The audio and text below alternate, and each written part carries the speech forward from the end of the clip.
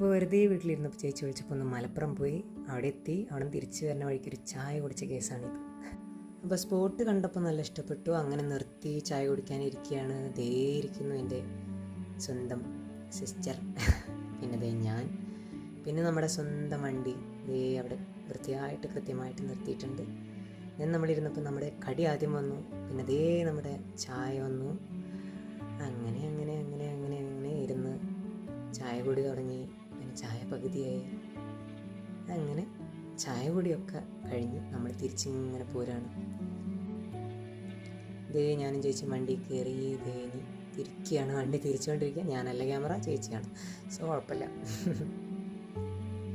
അപ്പോൾ ഇതാണ് നമ്മുടെ NH-ൻ്റെ ഒക്കെ ഒരു വർക്ക് ഇങ്ങനെ നടന്നുകൊണ്ടിരിക്കുകയാണ്. അപ്പോൾ ആ വഴിക്കാണ് നമ്മൾ വന്നത്. നല്ല രസമായിരുന്നു, നല്ല വെയിലാണെങ്കിലും. അതാണ് ഈ കൂളിംഗ് ഗ്ലാസിൻ്റെ ഒക്കെ ഒരു കാരണം.